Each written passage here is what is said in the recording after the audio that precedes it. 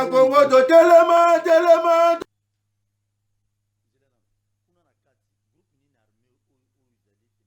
Tolo bela mboka Wole tosuwa babimisa na poasa. Merci Mbote na biso nyonso ba Congolais na ba Congolaises, je vous aime bien comme d'habitude. Na reporta bien na moté mati nati Timokolo sur Masia Kozonga, je vous aime bien. Je salue tout le monde, vous allez brancher connecté na chaîne Abisso, il y a télévision na TNT, OMSA télévision et puis na chaîne Abisso YouTube, Bakinois Balobi TV. Nous avons contribution à mon nene yo sala. Ils ont une comment ya ko s'abonner. Abonnez-vous seulement. Abonnez-vous. Abonne-toi na chaîne Abisso YouTube, Bakinois Balobi avec beaucoup de respect que je vous dois. Lelo nazana IDPS n'a pas perdu na plateau. Pourquoi? Toujours c'est ma poto beta biloko. Par rapport il y a réalité makamamboka na ba négociation au gouvernement congolais ba na ngona ba groupe armé nyonso o ngwanzami na yese ba lingolongati. Ok ba bosa ngi fachi beto muko antombolo ko tongola bango masasi so ba yokati. 4e jour ezali mukolo ya lelo mardi le 26 avril 2022. Ndé ba négociation zo continuer na Nairobi. Bandeko ya Ituri, donc, ba groupe armé ya Ituri. Il y a Sud Kivu, na Nord Kivu, une grande partie basali. Mais M23 pose aussi un problème, bien que M23 est dans deux parties, beaucoup de explications dans l'émission.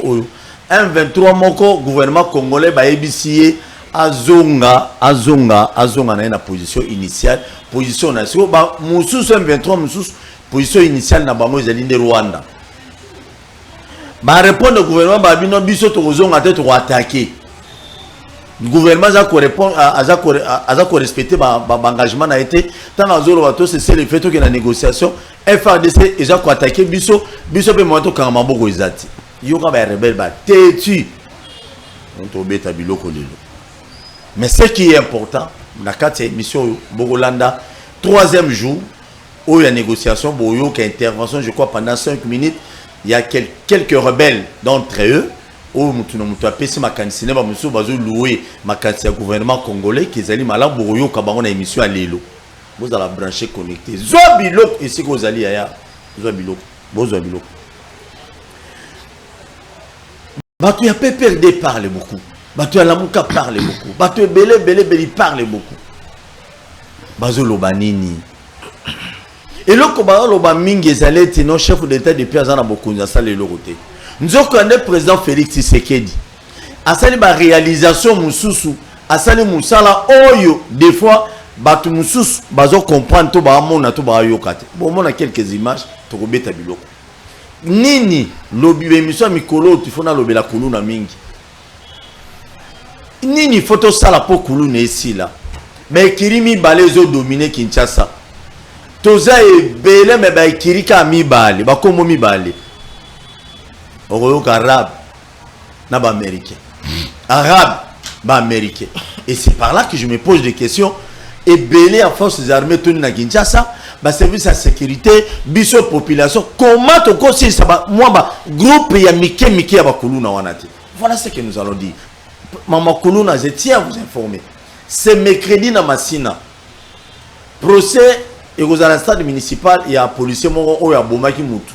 Ba côté à Rai, policier wana lobiete, ba tunie mutuna et pas banzuzi. Yo zo formation a habité. Nga bala tsenga teni, wana maloba banzuzi ngaite. Ngai na nata teni colonel Kinzola, oya Masina colonel ya commune Masina. Ye mudala tsaka teni. Dans les gars la formation te, allez-y comprendre. Le colonel Kinzola, bien qu'il est compétent dans Massina, Nzorande à la Tsarabatoumsou va tenir à la police pour passer à la babu. C'est l'homme Banzouzi Ngaïté. Procès à lobby municipal. Si Dieu le permettra, je serai là. Boni ba M23 ba abouma bandeko na biso. Mais boni ba tumususu bazaliawa. Il faut accompagner le gouvernement congolais, ton ministre na biso à défendre intérieur pour que notre Kimia mais yo colonel Kinzola si yo le massi yo zola tsabatu bilamba il y a la police sans formation nécessaire. Est-ce que ba mandataire mususu ba mandataire mususu ba mandataire auto wana ba mbelele basa musala bien bonzo biloko mandataire na tanga na kuma mandataire ti pardon na tanga ti mais bango mo ba invité ba otanga ndeko molisho boni mama lam na ngolo ya nzambe tozala kopema tokomisi nzambe ndeko Paul Tosua merci na opportunité opesi biso na kobengisa biso na plateau oyo spécial ya Wensa TV na bakino balobi mais nalingi na rectifier quelque chose nazali membre ya PPRDT nazali conseiller en communication du secrétaire permanent du PPRD donc je peux en quelque sorte engager le PPRD sur ce point là je suis mieux placé. Très bien, merci beaucoup. Je suis analyste politique et journaliste de formation de profession. Oui. Nazali membre à PPRDT. Journaliste à la voix de Zaïre. Voilà. Mais je suis conseiller. Là, je l'ai dit publiquement, il y en a à la télévision. Conseiller en communication nommé par Emmanuel Ramazan Chadari Vumba Vumba, attaque sans recul, coup sur coup. On ne peut pas nous intimider. On ne peut jamais nous intimider. Même l'IDP, ça peut intimider. Donc, nous sommes dans notre pays et nous sommes en train de marcher. Voilà quelques précisions. Merci de l'invitation. Nous sommes là pour échanger et beaucoup. Éclairer la lanterne de l'opinion publique. Surtout les Congolais. Merci beaucoup. Merci de Rolanga Molisho. Je l'aime bien. C'est sur la lunette. Nous avons la cravate. Cravate de Kingo. Tedika Chama. Fachibe. Béton. Moko Atombolo be. Très fort. Moko Amai be. Très béton même canon. Bonne santé. Toza moi bien. Nasepeli mingi. Nasepeli lelo hein. Ndeko nanga Claude Mulisho mi bimisi vraiment epai na yo. Po na mona kasuka kaka ke analyste politique pamba. Lelo ami bimisi vraiment j'ai aimé ta franchise pe na félicitaka mingi. Nenge o garda kaka axe du mal na yo bon. C'est toujours bien, ça bien. Nasepeli toza na biso. Nasepeli très bien. Pepele. Na vidéo sur vidéo M23 ils a déjà près de Nani, c'est prêt? Vidéo, allez prêt s'il vous plaît. Ok, avant cela, Narolinga, avant tout, côté dans il y a 4e jour, il y a une négociation, il y a un gouvernement congolais, il y a un groupe armé, au bazo boma bande ko na biso na est. Toyo kaba propos na bango moko bandeko oyo na lobaki. Togoyo Kango après, mais tout qui est non réalisation ya makambo ya chef de l'État, c'est comment? Ndekona Tedika Chama, président Félix Tshisekedi depuis les années na Bokonzi, c'est qui est vrai. Bisunion Totambola, Toana Congo, Toana Kinshasa, il y a des gens qui disent déjà que non, président Félix a salé le côté des présents dans le gouvernement. Bien que vous ayez IDPS, vous avez cadre IDPS? Oui, on a un cadre. Vous avez cadre? Mais solo. Oui. Je suis dans l'IDPS depuis 1992. Et je n'ai jamais trahi. Non, nous sommes des gens qui sont partis au intérieur. Depuis 2004. Mais depuis 2004, par preuve, en 2011, Tobimisaki na réunion na Zalaki.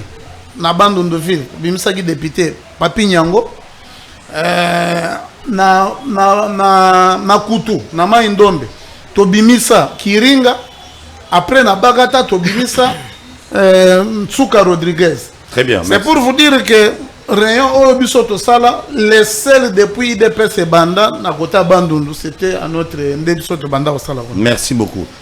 Réalisation du président de la République. Nous avons besoin de la calme posée. Le bon calmement. Yo mondo lo bama na yo.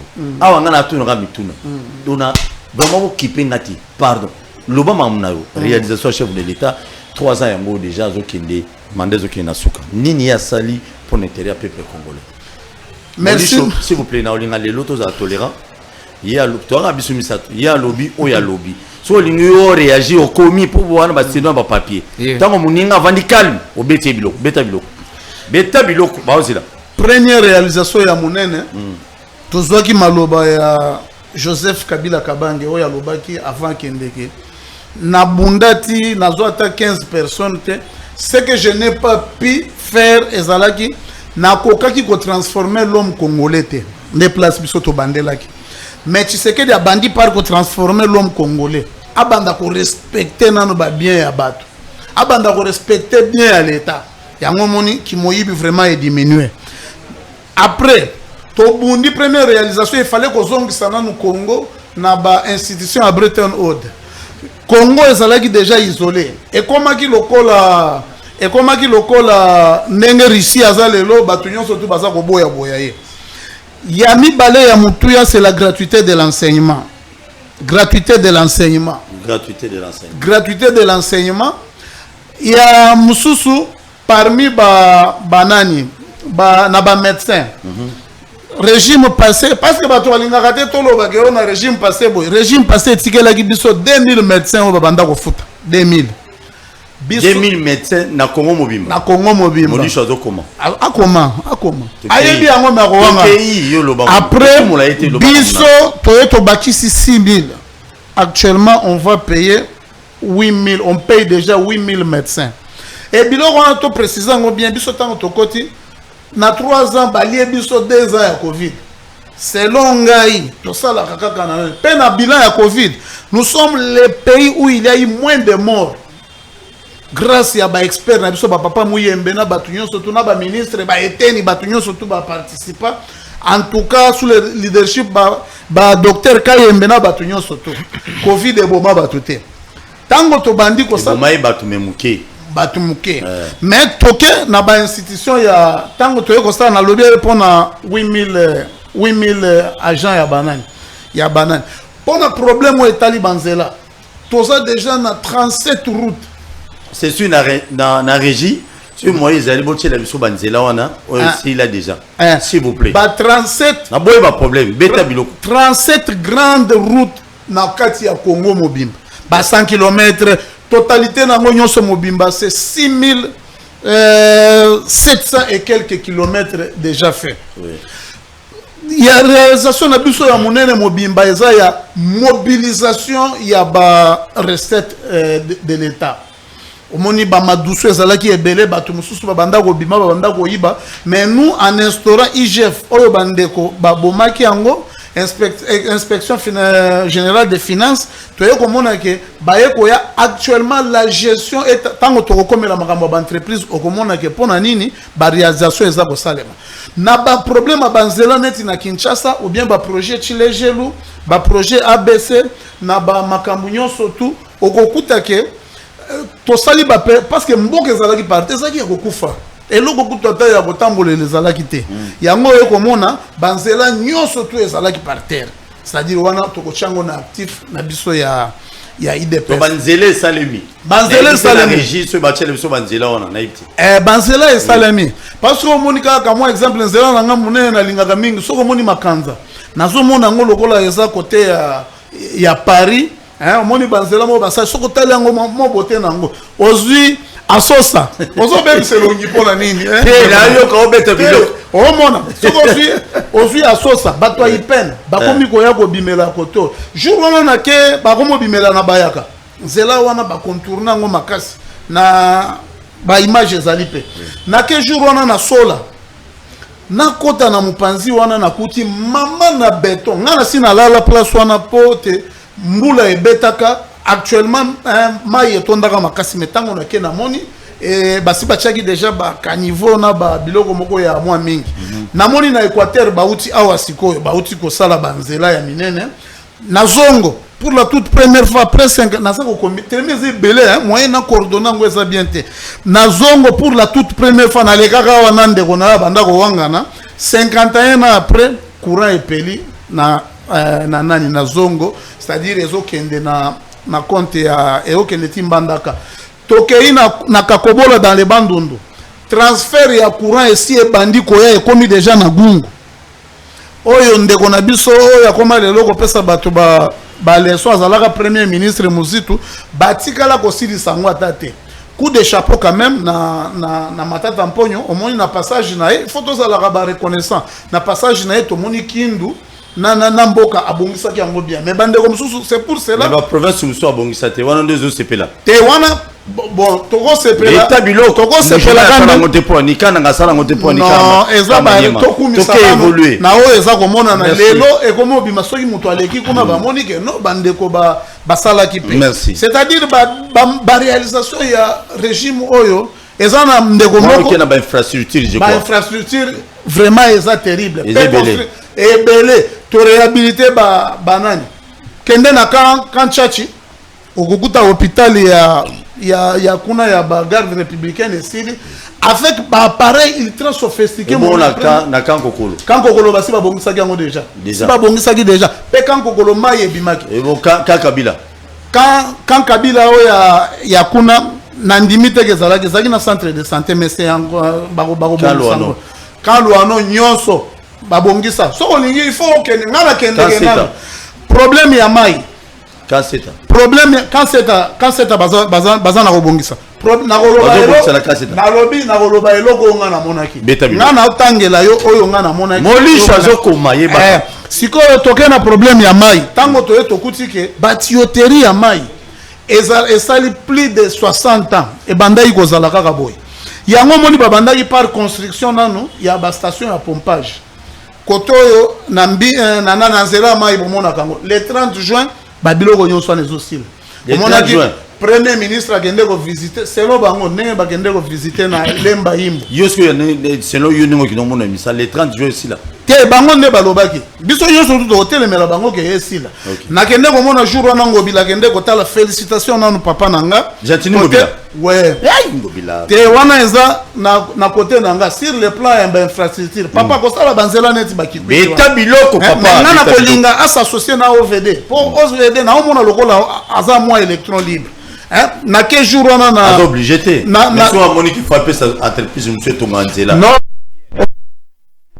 mkolo bavoiri nyonso to na Kinshasa toke ya leta biloko tiko toke côté on a pu sombote toke tumbachikela mutu atika banzela na défaut auti mbujimai auti kosala Kinshasa 0 trou toke Kinshasa 0 trou kuto wana toko makasi omoni toke na ngambo ya bongolo po wana esi eleki bazo betela ngo ba béton po ete basala ngai moko na ke na ovele jour wana na moni nzela omoni na nzela ya kan luka wana président Félix Kaka président Félix Kaka tombolo nazo ebisa toke nanu musika parmi ba recette foner o bande ko na biso bazalaki kuna ka koyiba mbongo et bande okotisa 3 millions de dollars le mois maintenant actuel foner parce que foner ezanine na chaque litre vendu balongolaka 100 francs congolais pour na kopesa na compte ya Fonds national des entretiens routiers mais oya bango bande ko banda moyen to kibango kuna te po to lobaki to fouiner dans le passé.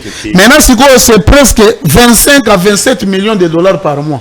Yango moni ba problème ya banzela bomi tungisaka na bino te. Banzela nyonso bozo mo kala mingi te bazo banda commune ya Kini.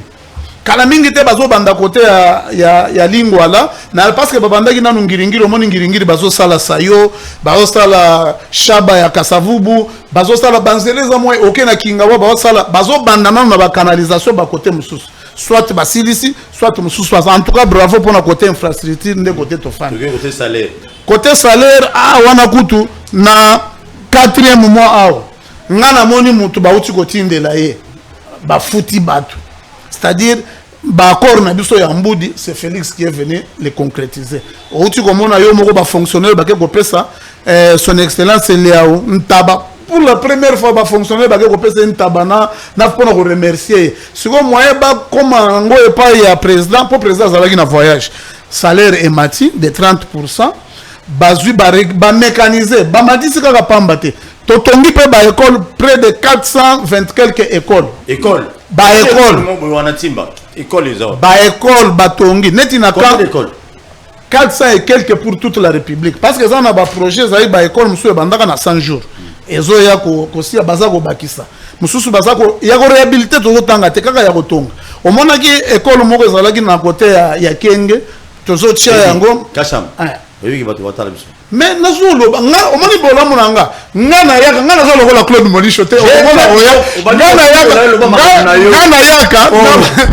yaka na ba biloko nanga nazana ba biloko nanga nyonso tu ya tika Claude Molisho avant dakala toke tomoni komanga papa tomoni na Mbujimai pour la toute première fois na Mbujimai baza ko tonga complexe scolaire ya Kalenda Mudisha oyo yokaki bato banda koloba oyo bravo quand même na le DCP Marcelin Bilomba na David Mukeba parce que grâce na bango bazo tonga ezana près de 50 salles de classe na ba amphithéâtre na banani esi est déjà formé na kanisi mbulo zo bazo tonga pe aéroport kuna OK na bazo tonga to bazo réhabiliter te bazo tonga yasika na Mujimai bon baza ko moderniser yango OK oyo ezalaki te omoni ezalaki soki avion elingi na butu omoni moto aza na lampe aza kolakisa boye maintenant sikoyo kozala bien avec ba centrale thermique toza kolinga kaka non shit katende il y a 8 ans babiloko ekangamaka kuna le conseiller Rémi Kankou nde akendeki kozwa yango 8 ans esalaki namonaki réhabilitation ya SNCCP shit katende sauté shit katende ba matériel nango ebandi koya biloko mususu esikaki na katanga mendambo oyo bauti ko signer contrat kala mingi te na ba indien bakosala yango parce qu'il faut babongisa ba réhabilitation. Merci. Problème à shit katende zaki turbine bakendeki nango kota mo ba imbongo maintenant il faut que luka mususu il y a un contrat avec les indiens vraiment ndambo yango wana na pesi nano eza ebele so to lingi na kozwaka émission nga moko mais babi ba policier pe ba futami ba baxel ba salaire ba baxel na lobby fonctionnaire de l'état médecin nani enseignant policier militaire et pour toquer côté à est sur le plan sécuritaire sur 100% il y a insécurité zalaki na est en tout cas to diminue yango pour nanga de 70% et tikali 30% nde yango moni kitota eleki bandeko balobi tokendeka to négocier. Merci.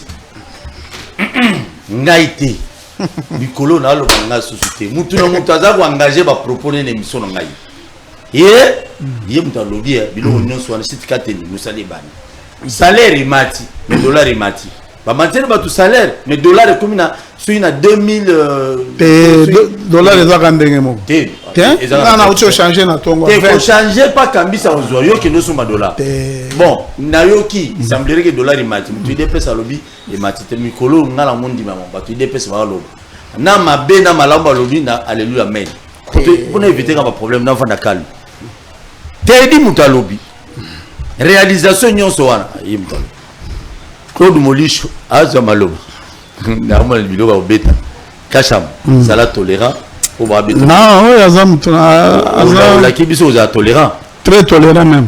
Merci beta biloko na tout mutu na monte réalisation président de la République au qui te dit Kachama a expliqué biso à Alexis biso Claude Molisho que non chef de l'état c'est le belé à makambo beta biloko Molisho beta biloko Porto Soa beta biloko ezali mawape soni mingi na UDPS komaka eza mawape soni na UDPS donc on a toujours dit ici bah toi théâtre l'UDPS c'est la malédiction pour ce pays, c'est la malédiction. Donc bah Congolais va aller vraiment presque maudit pour la cause UDPS et qu'on emboka. C'est la malédiction. Beta biloko alobi que non na sécurité na est 70% sécurité ezali et koti 70% 30% l'étiquette question il fallait que tu naie parce que tu as qui na débat côté mususu alabaki na réalisation nyon ça CCTV il y a chef de l'état ezali à 90% surtout les et na 78 non bon attends 78 ezali grande ba c'est la le tika ye moi lo nae so zo kosa komara ndeni ya ko corriger na acceptons 78 tu appelles c'est lo ba réalisation chef de l'état ezali 78% ezali mawa Sony pena Sony maka beta biloko 70% à sécurité. Sur 70% c'est la plus grande distinction. Pour qu'elle négocie sur la rebelle pour la vie.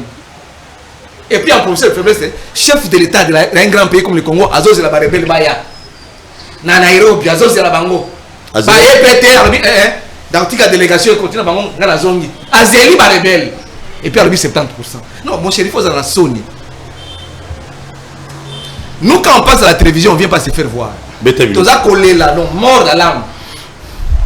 Donc, ma querida Kotanga, Mboka et Koufa. Sur ce point-là, je suis d'accord avec l'idée parce que Mboka, Bobomi Ango. Bobomi Mboka. Et Koufa, n'attend pas parce que l'IDPS, dans la télévision, l'IDPS a Bobomi Mboka et Koufa. Sur tous les plans, parce qu'il y a un PCO Kakaboy, il ne te dit même pas. Anobi. 220, plus de 220 écoles batongi. Wapi 400. Abi 400 et quelques. Pas 200, 420 écoles batongi. Aza gentil à l'unité. Wapi na mboka nini na province nini na territoire. Na na Kinshasa parce que tout qui est à l'intérieur et dans même c'est école bongo na maluka ya matiti. École bongo ba benga o liba konga na Équateur kuna ya matiti. Et puis misika hapo il fallait pas mécaniser bato. Na école mon na Karawa, Joseph Kabila. Ya matiti. École mon Joseph Kabila matiti. École yo sur Kabila ba stade yo sur Kabila. Na tiens la vidéo les awa. Alors 70% en sécurité ndeko na ngai eza soni. Pendant que les rapports de la commission de défense et sécurité de l'Assemblée nationale, évaluation pour ça, il y a koboma batu ya mortalité na est et mati koleka. Bazo senga ba arrêter état de siège. Ce sont les députés de Nord Kivu, les députés de l'Itour qui ont l'ont dit. Les engaïtés. Le problème est qu'ils ne sont pas informés quand ils viennent rentrer. Beta biloko. Baza informé TI de presse. Et ça qu'on a engagé beta biloko. Ndeko na ngai. Kota ngote. Il faut que avant la côte situation socio-économique, le ministre Balongola qui ministre na Bangomo. Pour l'autre pendant que le baké batoyo, bataille de paix bakashama, Kabila nous a bloqué. Président le pique mon ça discours nous avons subi des humiliations. Et ça a été.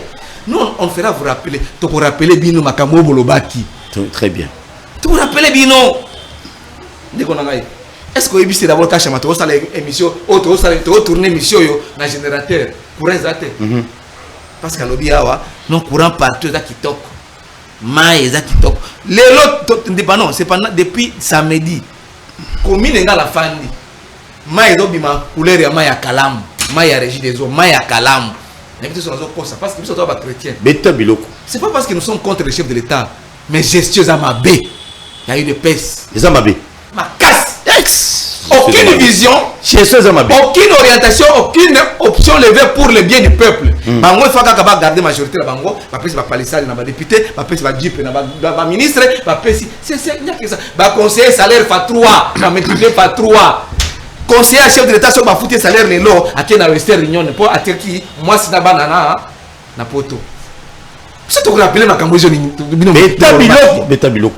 Ndeko na ngai. Komaka il faut qu'on m'a bien parce qu'on n'a pas d'indicateur. On n'a pas d'indicateur. Ce qui te bandi kotala depuis que biloko bandi au matatalo, et ça depuis guerre à Ukraine. Parce que les arguments d'avant. Covid. Conseil des ministres va dire la guerre de l'Ukraine nous a préjudicié sur l'économie. Biloko bandi la guerre à Ukraine. Guerre à Ukraine bandi c'est 2 mois. 2 mois c'est-à-dire mois de février de guerre bandi. Mais les barbis to coller poulet béton. Tokolia Thompson et yo monaki a monté yo monaki a monté dans l'alimentation ndeko na ngai na ebité ba yebisi biso ke ye kasha ma yebisi o izana wenze o isala ka accident kuna na nzela ya ba Congo nzela ba singe ko matali kibala na zwi tuka na ngai na cheka rebina na kila matali kibala na moni ni pio ya miso ya pembe te na moni ni pio ya miso ya rouge te o ba dote kana na 2000 francs le kilo. Parce que là-bas qui est pris dans les 2000 francs le kilo. Beta biloko. Les wana ministre abimaki te. Les wana ministre namba bini te ba longoli te. Ouais économie, je parle du ministre de l'économie. Parce que ça est belé. Moi j'ai dit au chef de l'État s'il veut même être applaudi, s'il veut qu'il soit applaudi même à 22%, ah bien la gouvernement soit des awari. Ba médiocre. Médiocrité de A à Z. À tel secteur mon la vie nationale. Nous sommes ezali ça incombe à l'action du chef de l'État. Parce que le chef de l'État, le bas qui a Congo, avant la fin de mon mandat, n'a rappelé mon phrase de chef de l'État, avant la fin de mon mandat, vous verrez, le Congo deviendra l'Allemagne d'Afrique. Avant la fin de mandat, non, le mon mandat. J'ai la vidéo avec moi ici. N'a pas sa carrière, n'a télé, même à Congo, il y a un discours, les Américains. Vous verrez le Congo, l'Allemagne, mais il y a autour de Manzela ba réalisation ba télé belé ata yo mon yo on dit masé que Manzela musu et loko nini na secteur na côté na biloko matita loté et loko secteur ni les ont marché na émission courant to ça l'émission na groupe électrogène au pesi mbongo ba question ba carburant pour to ça l'émission yo na Kinshasa toi na Kimbela Ngundu te toi na Mopompa te toi na Osiote toi na Samba te toi na Karawate toi na Bujala te. Beta biloko comment yaya bwana Sony boyo kata Sony mai ici na pesus boyo kata Sony lui de pes nous fait toujours vivre dans l'espoir. Pendant que nous mourons dans le désespoir. Yes. Les gens meurent. Même taux de mortalité. Malnutrition, parce que ma vidéo n'a pas hôpital Bunzola. Ayebi hôpital on a Bunzola. Quoi choko? Bataille ni ça va mesurer moi na boya comme le ndeke. Yes. Moi na boya, le ndeke. Na mbujima. Na mbujima imboka la bango. Na Bunzola. Hôpital Bunzola. Yes. Moi na bataille ni ça va. Comment les a solo? Bataille ni ça va ça. Moi na comment la ndeke. Ndeke.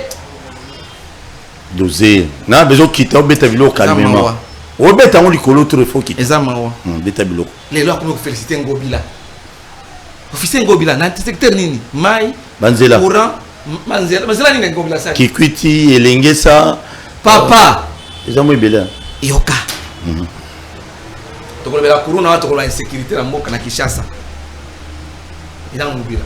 Nous on a dit Ngobila. Ngobila où n'a pas perdu sali ACP pour côté na union sacrée pour bio alandi pratiquement les autres.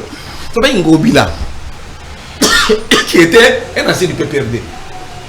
Pesa biso parce que nous sommes dans la transparence le bio recette mati non quand va un paiement ba grève augmentation même à salaire et à policier toi va fonctionner là on doit applaudir quand même c'est encore d'autres promesses fonctionnaire l'état va foutre il va fonctionner non mais au policier va mati ba salaire fonctionnaire il va foutre déjà tire non tous les le 26 non le 26 avril 2022 il y a fonctionnaire à l'état il va foutre salaire oh il y a sur mon estime salaire tu as chité tous les éléments M23 non nazo kende ko avancer tu as chité pour tous les éléments M23 alors qui moibi est diminué ou soit tu es sili IGF face à Moussana IGF à Linguette qui a dit qu'il ben na bola ya qui a dit qu'il ben na bola ya qui a dit qu'il ben Touba Metuba la bao Touba bola biloko te dit cachement mais ça va que est-il longondo mais détourné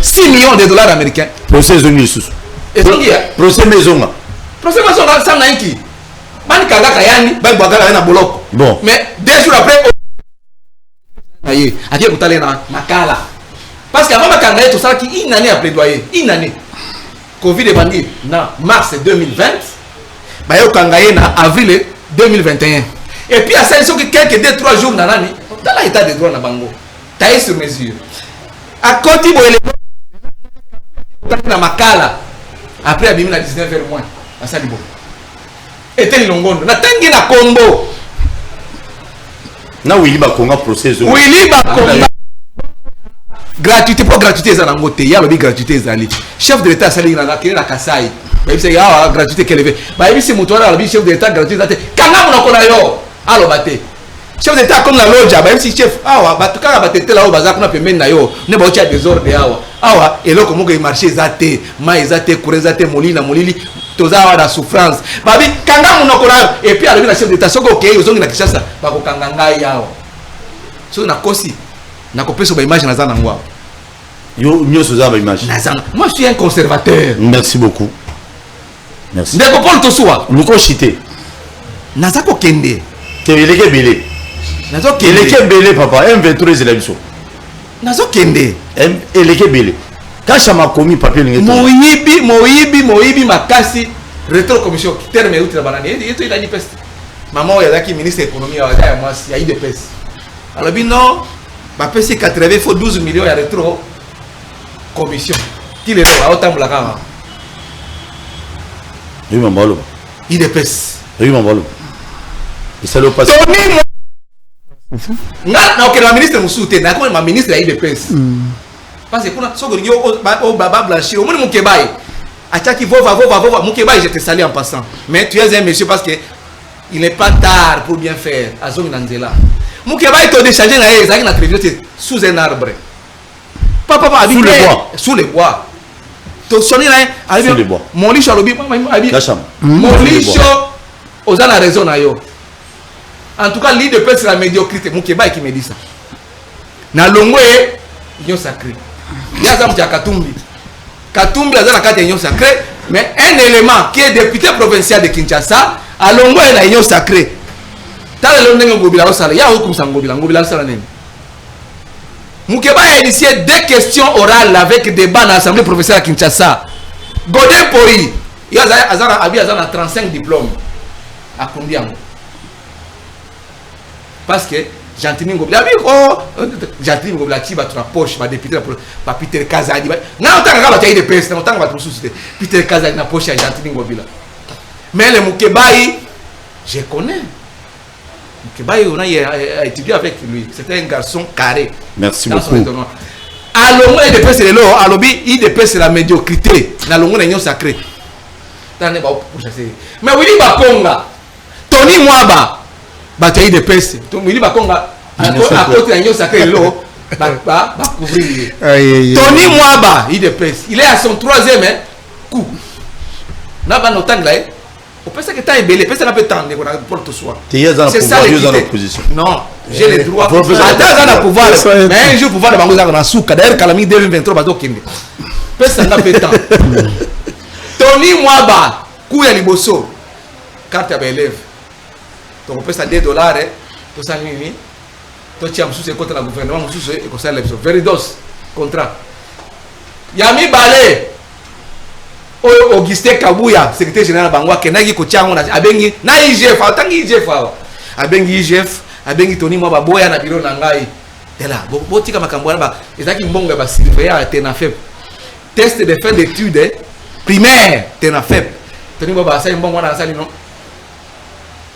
IGF a bien pour misango pété. Tony Mwaba ti pression pour ba tiak déjà ba chité, pardon, chité. Mbongo na tiré lo. Porté disparu. Tony Mwaba est un tournoi interscolaire africain dans le stade de Marty. Il a organisé conjointement par le ministère des Sports et le ministère de la EPST. Le ministère des Sports a produit ma preuve de justification à Franck. Mais Tony Mwaba, ministre de l'IDPS, habité.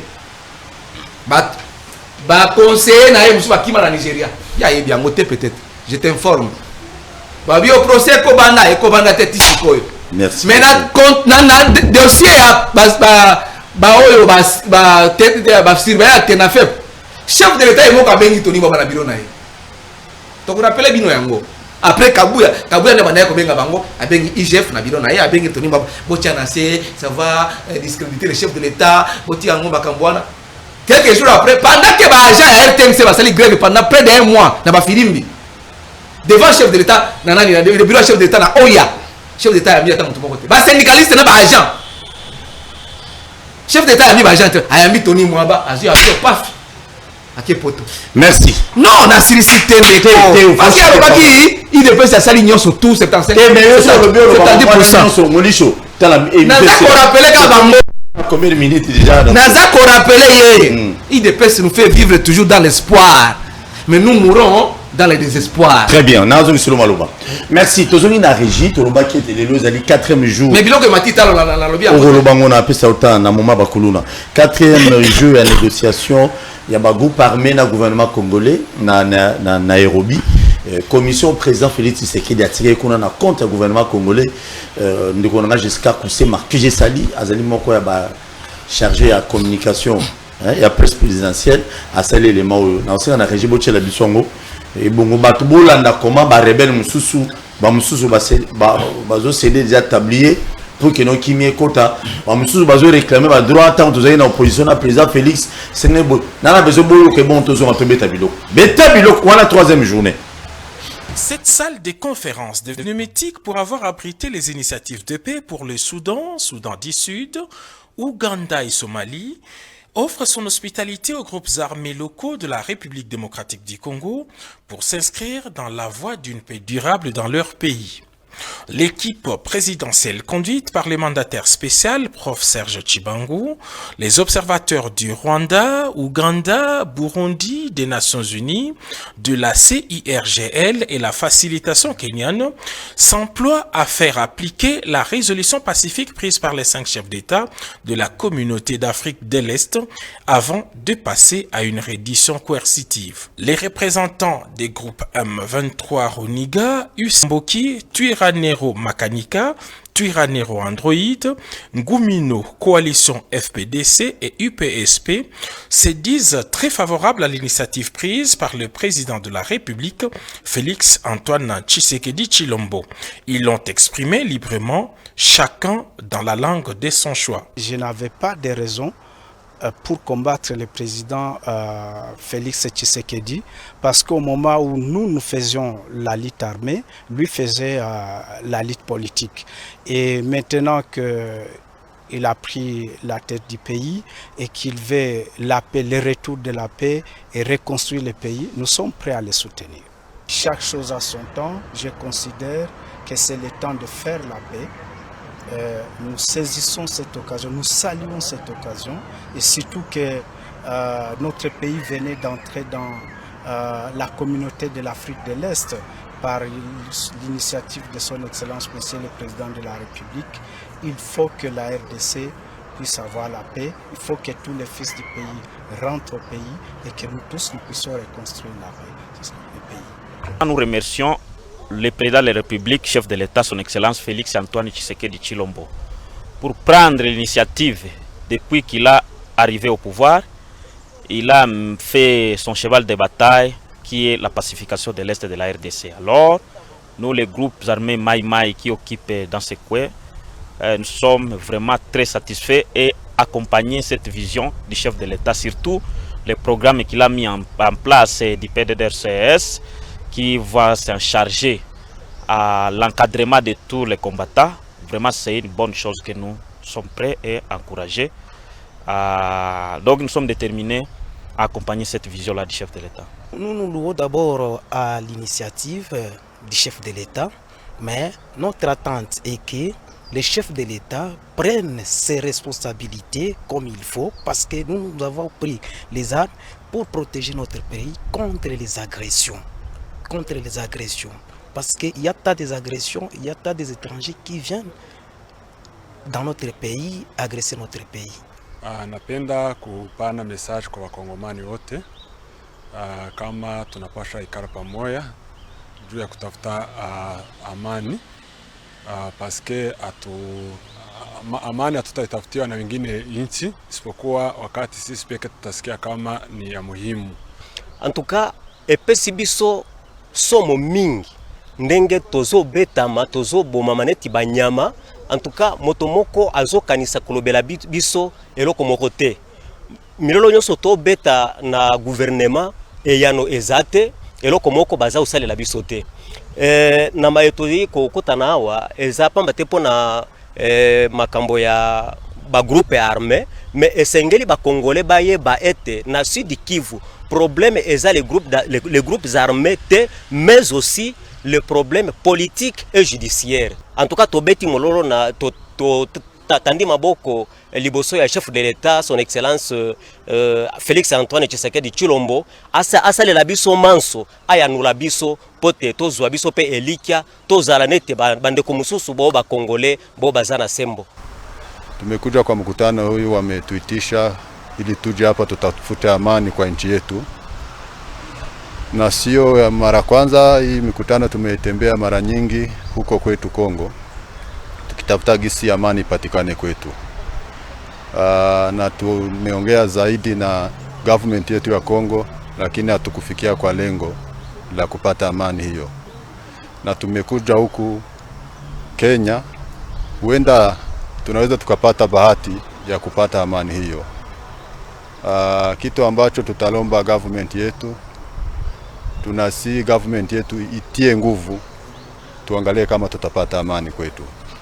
Plusieurs autres chefs de guerre du Nord Kivu et de l'Ituri attendent d'être transportés à Nairobi depuis leur point de ralliement à Goma. Pour les groupes réfractaires à ces processus, le sommet de Nairobi s'est engagé à déployer la force militaire conjointe. Merci beaucoup. Na budget Bolandi intervention ya bandeko. Wana nyusu bomwe baba rebelle.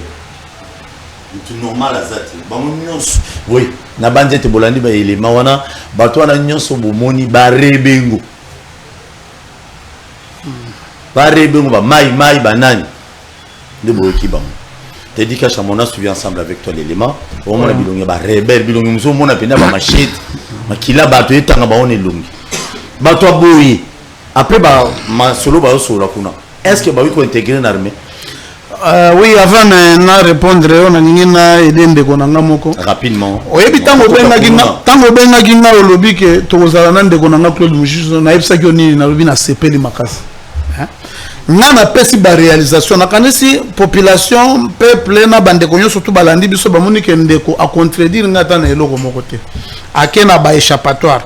Na cause kaka mwa muke tango na lobby problème ya ngobila j'ai cité aveni neti oyo ngai na yebi ke yenda za ko salisa ba ville ezo salisa par rapport ya gestion ya Kimbuta na ngobila pour ngana moni ke il n'y a pas match ça m'engage que moi je ne le connais même pas yo moko yebi na lingina na tero na mamuna bino police na lingi bino moko boyebi na moni nde kwazo lobela biso problème ya Mpiodi. Donc Ngobila na Kimbuta il n'y a pas match. Il n'y a pas match. Ngobila Likolo Makasi. Likolo Makasi. Likolo Makasi. Tala comment il fait même des efforts. Natana tozu ba Kinbopeto ba recyclage ya ba déchets. Lelo moi musale na moment Ngobila. Na moment Ngobila. Moi musale monani na Kinshasa. Bana na biso bakomi ko kende ko débrouiller ole batu ata ba o sa kikulune za kindoki. Lelo soki osali ba mwa kilo na yo ya ba plastique bande ko mususu pe ba fongoli mususu obiso to edaki na tamoko ba yako za na tango ya Nyamugabo ba yaki ko senga bazo fongola mususu eko ko mata 5 à 6 c'est-à-dire OK les kilos est comme matati na 500 francs so ko na 50 kilos c'est-à-dire par jour ngana moni papa mo wa ibisinga na oni ngana zo technique wana alobi ngai par jour na zanga ka 200,000 te asala moi société na ye batu bakendeke ko débrouiller banani wana c'est-à-dire c'est pour façon comme on a limité babiloko baza ko sala Kinshasa commence à respirer quand même quelque chose de bon et li o baté que biso to za ko bon au lobby problème ya Mpiodi oui mais le ministre a failli il a été déchu de ses fonctions. Tout le monde que peuple ou la population, il n'a pas associé les ministères sectoriels. À quel commissaire la yemoro babilo tellement lobby babilo et là on a sepeli na makasi kaka parce que à contredire ngaité. Parce que à mon même moral tant on a talisé ba école ba ni yazo tunanga ba école oyo moni ya kanko kolowana na ya kan church wana école na moni ngolo les ya Sorbonne ba école primaire à Sorbonne tant ozo tangela nga mukebai. Non, mais soyons quand même corrects. Ça, c'est ça, c'est la malhonnêteté intellectuelle de nos politiciens congolais. Il y a un moment où Lutundula, pour un exemple, Lutundula, je me vois très mal. Attends, Moïndo Nzang. Hein? On est bien ensemble, mais il y a un ministre qui travaille bien. Moïndo Nzang. Et fait, on a besoin de Bamboka pour la kota université parce que na Bambujima ikuna ba université malongeza la quitté. Merci beaucoup. Maintenant quand on peut prendre ba faculté mo connaître ya médecine, net ba pharmacie, net ba physique. C'est bon. On ne peut pas que on a ba pharmacie banane belete. Ba luki kimia ba sepeli na Mukebai ce n'est que Mukebai azakaka ba politicien moko ba vagabond politicien na kolo. Ndeko tanga na lo bapona emateli ya nani ya vagabond politique eza injire non ce qui y a Monique non côté kuna ndeko pardon papa tango ndeko azolo bake ba tuerie matina nani non même tango na bango ya zolo ba mama nani Antoinette Samba bakangi 346 ba mine ba carrière na ba mine na est na koti déjà na dossier yango chef de l'état tikala ki cause de la bangote cause de la rebelle te kuna nous notre problème est quoi sur le plan politique sur le plan armé to bandi to récupérer nanu ba poche nyonso to basalaki nango to récupérer aéroport basala 18 ans pardon Rwanda abima produit abanda ko raffiner 26 000 tonnes ya ba minéraux na tango ya mais na régime ya Félix depuis ton côté ya comme ko raffiner année passée basala ki bilan 150 kilos ya pamba 150 kilos kaka meme ngana zo kemba na ke ko sala bilan na Congo Brazza na ke ko to biso toza catégorique Bandegona Bakekuna, nous les félicitons quand même. Mais moi, ce que moi j'ai aimé, on a la CPI Mingi, Basali qui est négocier na bango en position de force. Touti bango nanuti, to neutraliser bango nyonso touti, batu nyonso tout, to récupérer ba poche na bango nyonso. Ba rebelle, to récupérer na lobby hein. Je félicite tout d'abord l'état de siège wana. Bravo aux deux généraux et na barmé kuna. Moi na le président Félix, s'il y a moyen ba violer ba article, ba violer ba biloko nyonso na tout, to longola biloko na ya ba originaire. Ba originaire ba banda ko kamba ba mboka talango ikasanji. Ndenga salaka na Kasai. Lelo ba comme film ba tout nyonso tout après avoir ko bosana ke eza miba wana na Kasai nde futaki effort de guerre ya 97 nyonso tout. Zimbabwe papa ngana loba bafutaki comment papa Zimbabwe akomaki kututina producteur ya diamant bango babandaki kozwa ndenge nini basui bamichanga bazochango tina bavion bafuti bango nyonso na minute oyo toza na 50 000 qui produit 8 à 10 000 carats par jour. Mais kendo tala na mboka ya miyabi kuna eloko moko te yango moine to okende na candidat na biso Mathias Kabea, on doit vraiment revoir toutes les sortes de contrats au bakende ko signer kuna comment baza ko produire ndengwana. Mais pour le problème ba rebelle to sepeli ba pinisaki nanu batu ya M23 parce que baza des branches to na ba Makenga na ba oyo Rumiga, tous instrumentalisés par le Rwanda. Bravo au président Félix. Kagame alobaki ke il faut bon négocier na ba M23 ya lobby ba intégrer. Il a dit que avant que moi je puisse le faire, il faut tout d'abord que yo faire intégrer ba FDLR et pas na binokon. Ce que moni ba groupe ya auto de France parce que faut se voiler la face. C'est nous les Congolais.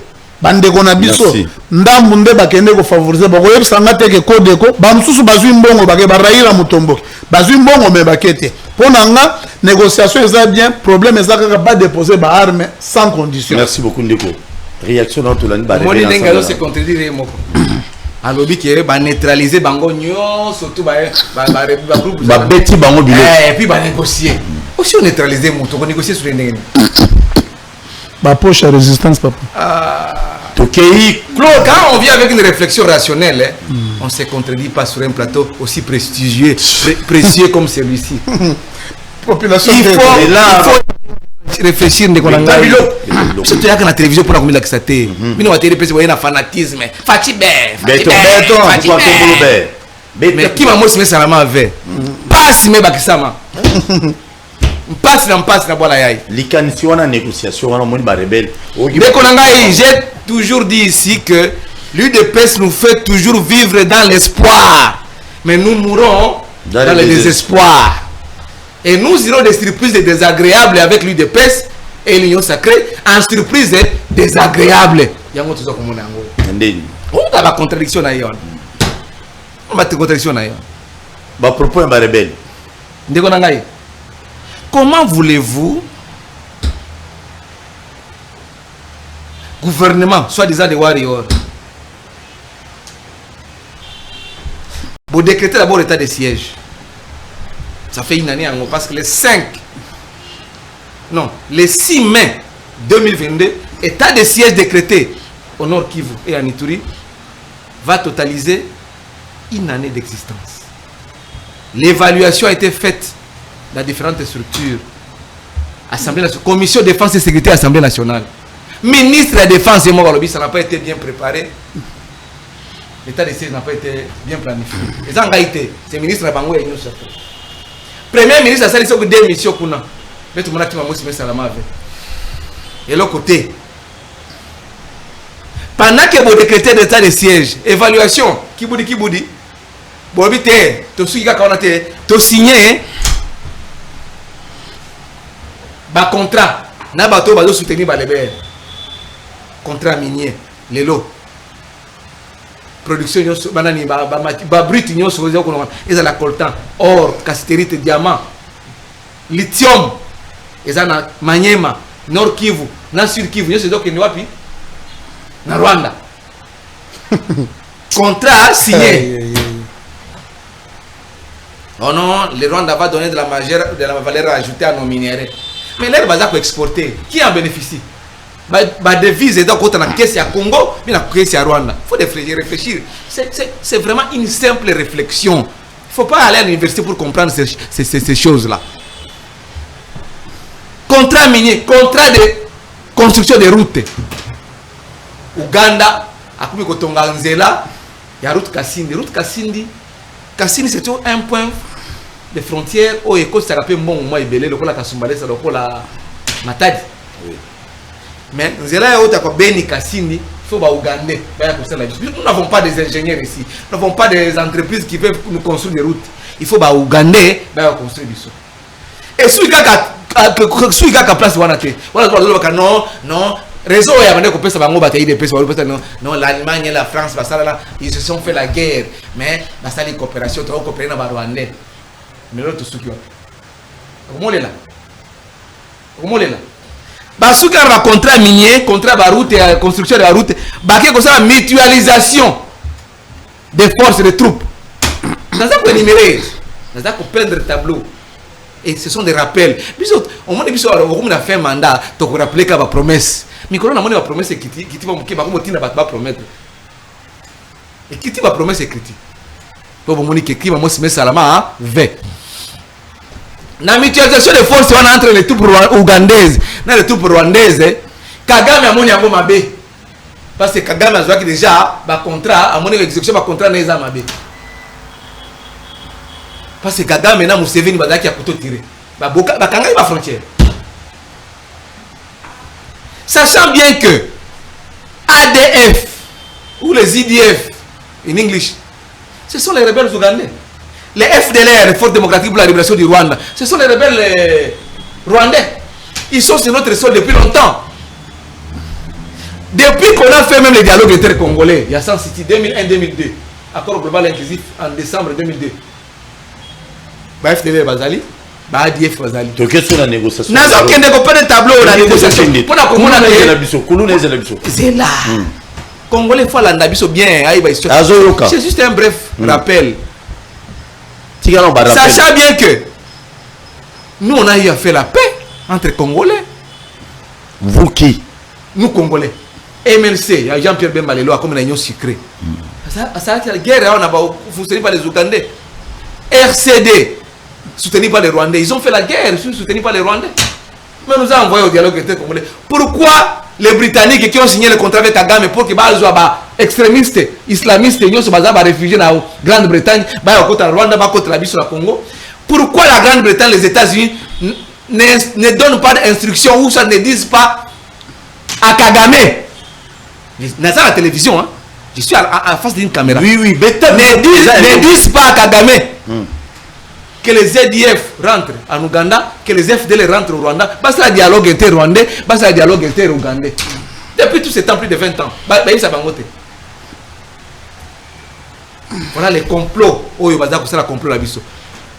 Et ceux qui t'ont évité, Paul Tosoua, Congolais, nous risquons de perdre le territoire de Rutshuru.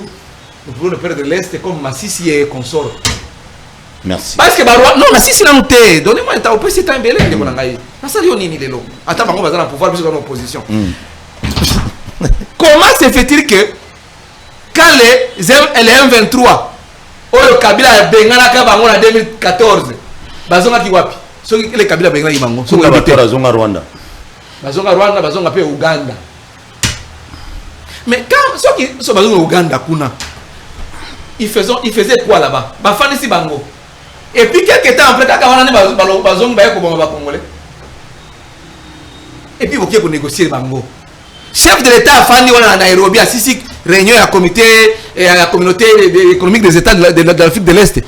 Abi sinon chef d'État va rebelle Bazakoya, M23 Bazakoya, chef d'État Zili Bango. Ba EPT.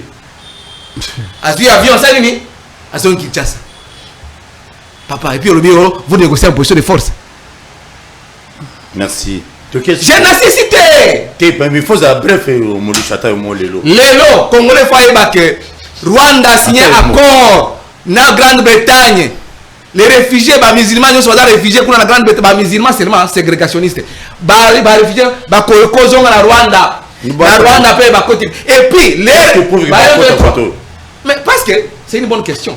Vous armez ba occuper ba 12 000 hectares déjà basé na Rwanda baza ko ba camion ya batu ba ils ne tuent pas les femmes, ba tuer ba jeunes, ba égorger ba si sont comme ça les résistants c'est au même la bango ba caisse de guerre ne ba bomio ba côté tina ba village ba batu ba installer batu donc colonie de peuplement autre temps dans l'histoire la deuxième série ba côté batu ba fanisi batu ba village ba congolais ba village d'origine était il y a un c'est complot là risque que tout perdre est ba balkaniser est na gangi mais nous n'accepterons jamais. Merci beaucoup. Ndeko pardon Molicho. Bah les belles besoin de négocier bana bango. Il y a le bio en position de faiblesse c'est parce qu'il va neutraliser bango nyonso. Ndeko nangai. Ba Congolais baza ko kufa baza ko égorger bango baza ko passer bango. Crime contre l'humanité nana ko si bango. Qui va indemniser toutes ces familles? Parce que l'état des droits même droit international humanitaire et bekisa yango. Nani a kofuta ba Congolais famille au bazak kima. Les gens font les pieds, bazak kolonga village mobilisateur pour se vider. Parce que ba Rwandais veulent occuper. Et puis bino boye, bo signer bango ba accord, bo pesa bango minerai, bo ke négocier na bango, bo le bien ça boye. Et puis les lois yo des personnes vous négociez en position de force. Ils ont mawaza soni. Merci. C'est la malédiction pour les pays. Merci. Ndeko Nanazo solo maloba. Kitana mukina moni salo passe. Moi si on a besoin de attention. Pardon, na moni déjà. Faiblesse à leadership. Faiblesse. Faiblesse à leadership. Merci beaucoup Ndeko. Merci. Kabila Bengala qui ba M23. Merci. Ayoki. Merci. Ça calme. Est-ce que c'est l'armée qui n'est pas à mesure à Bengala Bango? Merci beaucoup. Pour que négocier Bango. Est-ce que c'est l'état de siège qui a échoué? Na boye crise ya ya. Maman Congo ça la repasse mingi molisho na ebi. Non, calme-toi. Moi si on a à chaque fois. Mais Ndeko. Mais entre-temps les FCC et la Mukao Bazako Senga pour parler pour la calme, ça n'est pas ça. Consolation la loi électorale qui est une compétition électorale arbitre face à naître Kadima qui est membre de l'UDPS en Afrique du Sud allons on a séni tout lever ma option politique pour que loi est la consensuelle qu'on trouve un consensus balingité balingo négocier la rebelle bazako passe la mdibumu ya batu. Merci beaucoup, je suis très content. Et monsieur Alelo na ebsaki bangon mibale muto akata muninga malobate. Mais moi c'est question ba tuna ki bango de ko so ba rebelle bazo réclamer nini. Tout la question. Merci. Moi c'est Claude Molicho ebsanga ki non mobile na eso ka bandolo mama Congo tension matarai. Donc kitana muke. Kuluna na Kinshasa n'en parlons même pas. Qu'est-ce qu'il faut faire pour Kuluna ici là? Ndeko Tukali na 10 minutes nene ba ebsinga kuna. Donc ma vie 10 minutes et si rapidement au revoir 2 minutes s'il vous plaît. Koulou n'a pas essayé qu'est-ce qu'il faut. Tout ce qu'on m'a escalade. T'es n'a répondre à moi mouké. Molicho. Nani. Ah ça la crise n'a pas. Nani. Claude Molicho. Non. Ndegonanga. Nenga yo moko lobaki. Toi ya rappel au sala ba théâtre était na plateau hein. Toi qui es secrétaire particulier à Chadari, conseiller particulier à Chadari. Tu dis que Kabila a Bengana M23 en 2014. En 2014. J'étais à Tchanzu. Mais Kabila nous a laissé près de 450 officiers supérieurs avec 80% de Rwandais na kati. Tu peux prouver? Vous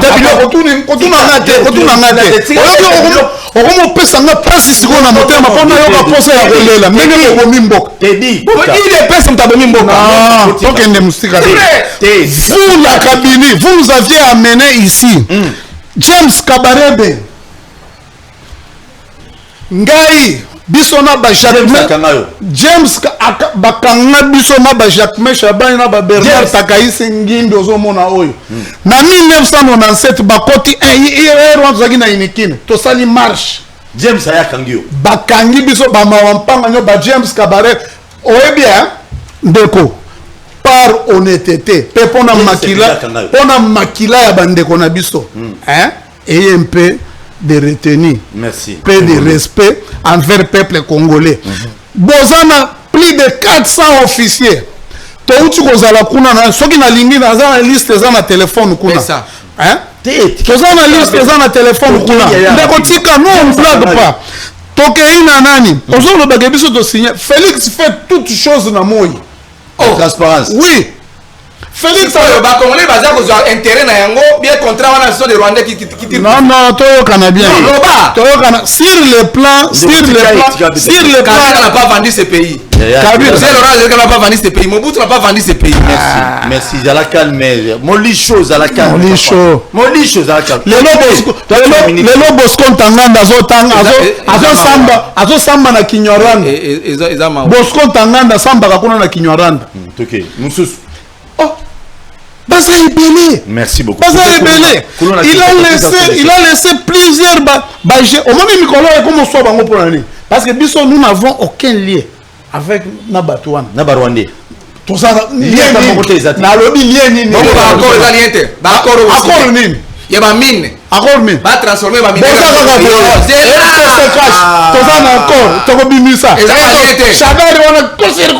Depuis ton bengana bim. Accord et ba mine. Merci. Rwanda a transformé minéraux na biso. Non. C'est ça les Rwandais qui ont produit le Congolais. Exacté. Président Félix. Exacté. Toboya. Nous on a dit c'est un monnaie du fort. On a bien Moliso. Comment c'est la biso papa? Pardon. Non. Ya Kasindi. Contrat ya Zela ya Kasindi ye moko lobi, il est de l'Est. Il fait du semblant. Comment le problème est en Zela wana? Et il y a intérêt et ça problème il y a biso mibale. Molicho, ouais journaliste. Mais qui a-t-il profit? Papa. Qui a-t-il profit? Mais nous tous ils sont au bang et l'autre mon côté to ba promesse ba lobi on va rater pour rappeler ma promesse à Nino.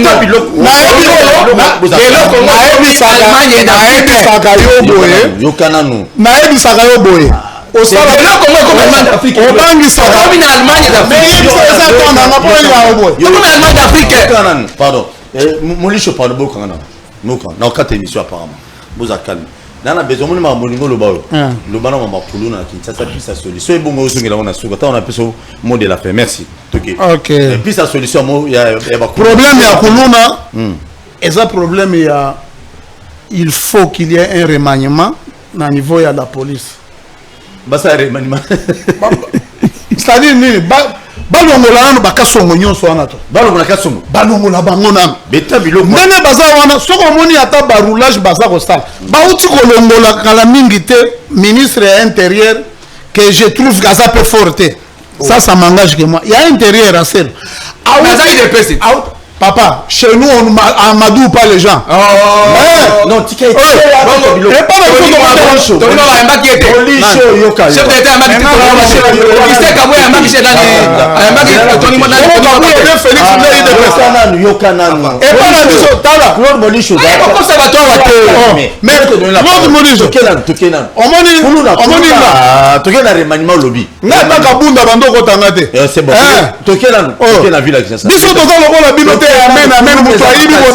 merci. Chez nous, si tu fais mal, on t'attaque. Merci. Assez lourd.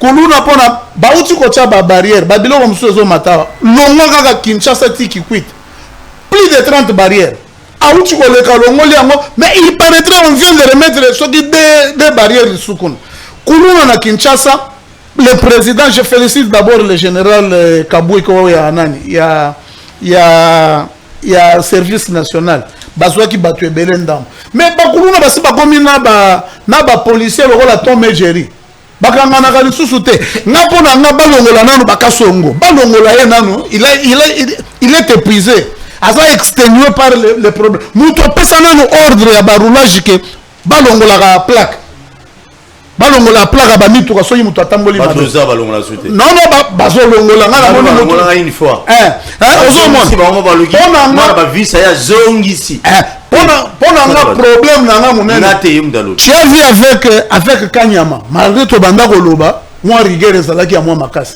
parce que ces gens là ils n'ont pas du cœur soki bakutani na yo vraiment na ndenge kidiba bakuluna baza na nani te kende na nani na barumbu omoni na itaga wana mais wana na otuna bango jour wana nakena tala nzela ya nani nzela ya Elengesa nazo matapo na kendeke na basambi na kepo na kende kotala ngone ba sala papa na matika na ngomba omoni ka nzela na niveau ya beauté basaleli yango ezalaka chaque fois nayoka ta nzala na memi biloko nake koliela na bamwana ni baosala papa nakoma kaka wana na tongo nayebisi yo ke mama na kuluna ya ngambo na ngambo sikoyo biso tokangani bapolisier mpe babeti bale ekotaki mutu moko na innocent na lokolo sikoyo namoni papa moko azoyebisa nga ngambo na biso ezalaka lokola malchance kote kuna nga yebisa oza papa moko ozanga mayele.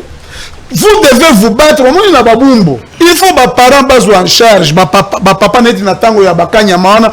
Papa mususu ba memi bana na bango na kanya makase se bake ko pesa bango. Merci. Il faut la police azoko kalsu makambote insécurité et comme ko mata niveau makasi vraiment. Merci beaucoup. Il y a pardon. Kozo maman lobaki teta on a peu ce mot de la fin. Nde kozo maman lobaki. Kuluna d'après. Et ça le côté sympa pour le nazo. Ça ne passera pas. Non, je vais te donner la parole après.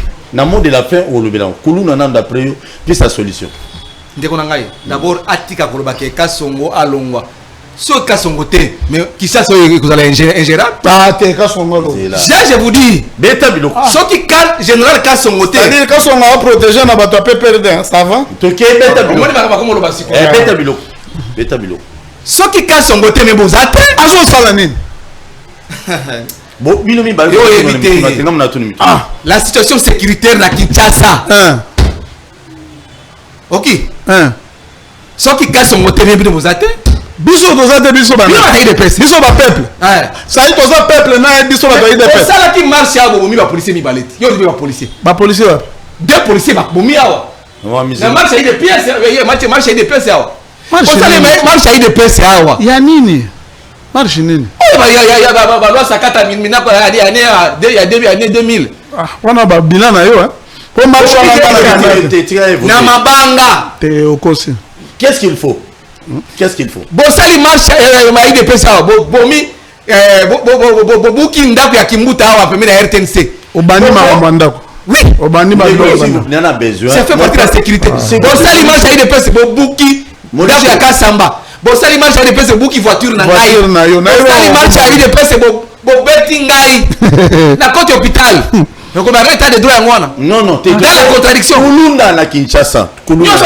kulunda bato ta kulunda ya IDPS kulunda oui donc IDPS c'est bon la kulunda exact bon la kulunda kenda to ba des ordres ba biloko yem ta lobi ça IDPS na pesa ba exemple na exemple zala calme abeto ya ba acte ba destruction méchante oyo bosali ouais et pas ya ngai moko ba bien na ngai bo de non on a preuve même je suis la preuve bomi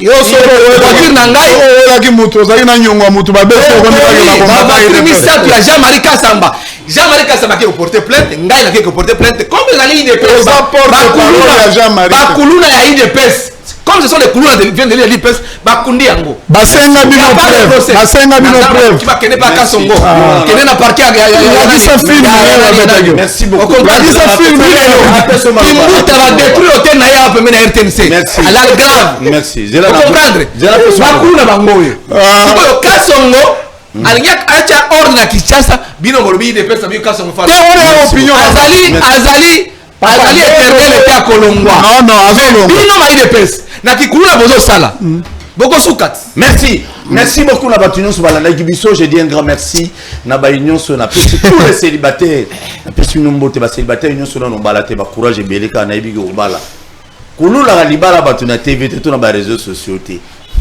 et vous avez shooté bango yo lula zala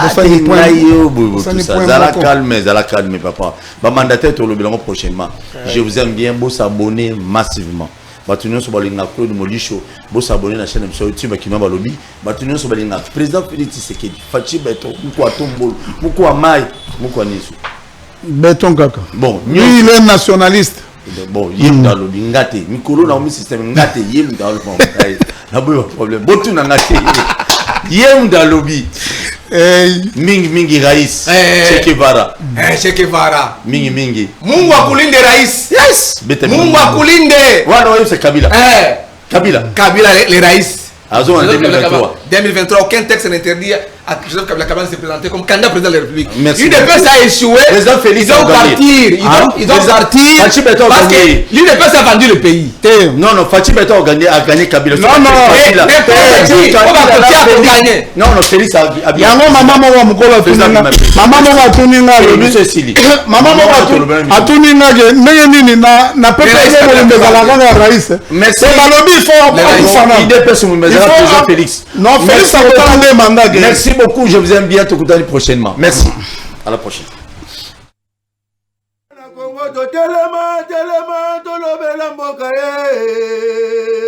Ole to suwa ko bimisana puasa.